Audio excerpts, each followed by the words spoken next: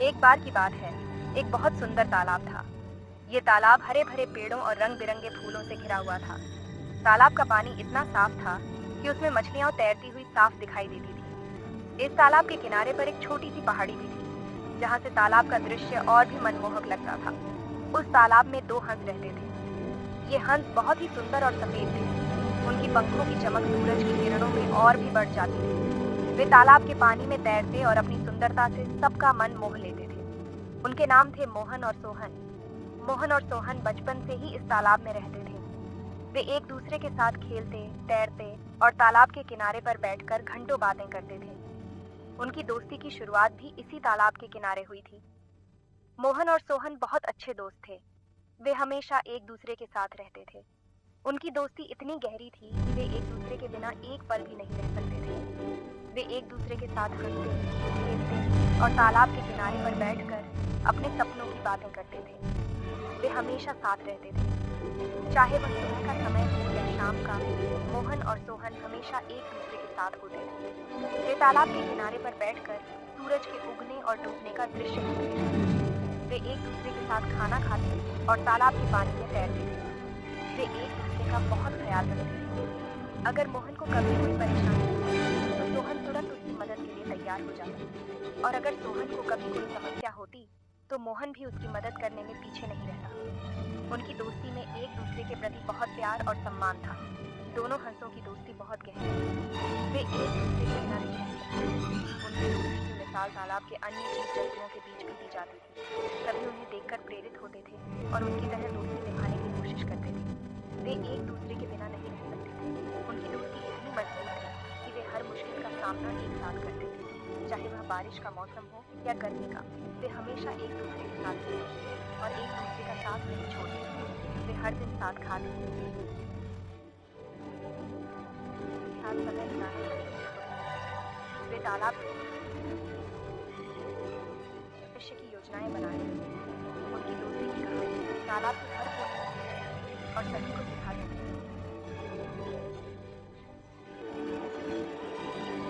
तालाब का जीवन बहुत सुखद था। ये एक ऐसा स्थान था जहाँ हर कोई शांति और सुकून महसूस करता था। तालाब के चारों ओर की हरियाली और पानी की ठंडी लहरें मन को बहुत भाती थी। वहाँ बहुत सारे पेड़ पौधे थे। इन पेड़ों और पौधों ने तालाब को एक प्राकृतिक सौंदर्य प्रदान किया था। हर मौसम में ये पेड़ पौधे तालाब के वातावरण को और भी मनमोहक बना देते थे। हरे भरे पेड़ों के बीच तालाब बहुत सुंदर लगता था। तालाब के पानी में पेड़ों की परछाइयां और आसमान का नीला रंग मिलकर एक अद्भुत दृश्य प्रस्तुत करते थे। तालाब के किनारे बैठकर लोग घंटों तक इस दृश्य का आनंद लेते थे। मोहन और सोहन तालाब में तैरते और मछलियों के साथ खेलते थे। मछलियों के साथ खेलना उनके लिए बहुत ही रोमांचक अनुभव था। वे मछलियों को खाना खिलाते और उनके साथ पानी में दौड़ लगाते थे। तालाब के पास बहुत सारे पक्षी थे। ये पक्षी तालाब के वातावरण को और भी जीवंत बना देते थे। सुबह सुबह पक्षियों की चहचहाहट सुनकर मन प्रसन्न हो जाता था। पक्षियों का यह संगीत तालाब के जीवन का एक महत्वपूर्ण हिस्सा था। हर सुबह मोहन और सोहन सूरज की किरणों के साथ तालाब में तैरते थे। सूरज की पहली किरणें जब तालाब के पानी पर पड़ती थी तो वह दृश्य बहुत ही मनमोहक होता था।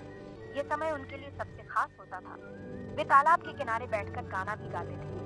उनके गीत तालाब के शांत वातावरण में घुसते थे और एक अद्भुत माहौल बनाते थे। तालाब के किनारे बैठकर गाना गाना उनके लिए एक विशेष आनंद का स्रोत था।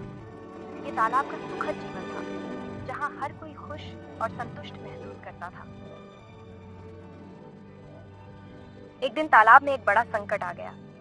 ये संकट ऐसा था कि सभी जीव जंतु और पक्षी हतप्रभ रह गए। तालाब का पानी सूखने लगा।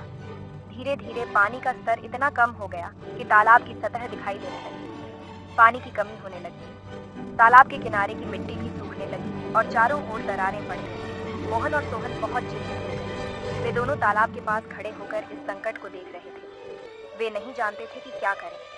उनके मन में कई सवाल उठ रहे थे, लेकिन किसी का जवाब नहीं मिल रहा था। कैप्टू एस तालाब में पानी कम होता देख वे उदास हो गए। उनकी आंखों में निराशा और चिंता साफ झलक रही थी। तालाब का पानी सूखने से सब पक्षी और जानवर परेशान हो गए। वे इधर उधर भटकने लगे, पानी की तलाश में। सबको अपनी जान की चिंता सताने लगी। हर कोई सोच रहा था कि अगर पानी नहीं मिला तो उनका क्या होगा। ये संकट दिन ब दिन बढ़ता जा रहा था और सभी की चिंताएं भी। गांव के लोग भी इस संकट से अछूते नहीं थे। उन्होंने एक सभा बुलाई ताकि इस समस्या का कोई समाधान निकाला जा सके। गांव के बुजुर्ग और अनुभवी लोग मिलकर इस समस्या का हल ढूंढने की कोशिश करने लगे। वे सभी अपने अपने सुझाव देते थे। बच्चे भी इस संकट को समझ रहे थे और वे भी चिंतित थे। उनके खेल का मैदान भी सूख चुका था। महिलाएं बहुत दूर से पानी लाने के लिए मजबूर हो गईं। ये काम बहुत कठिन और थकाने वाला था। जानवर भी पानी की तलाश में इधर उधर भटक रहे थे।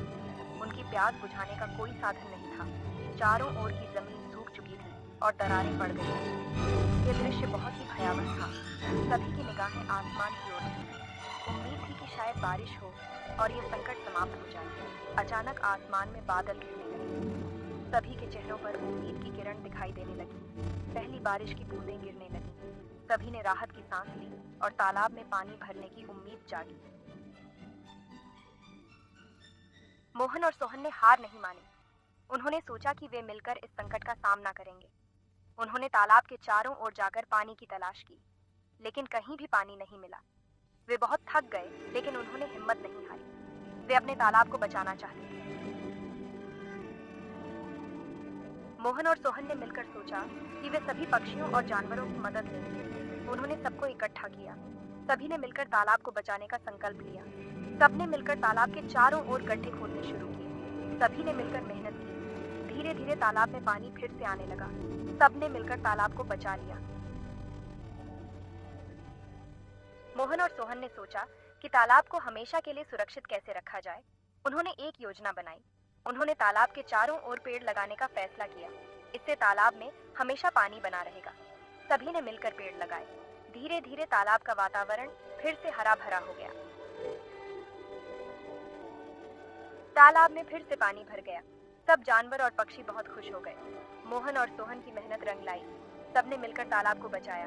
तालाब फिर से सुंदर और हरा भरा हो गया। मोहन और सोहन की दोस्ती ने सबको एकता का महत्व सिखाया। उनकी मेहनत और एकता ने तालाब को बचा लिया।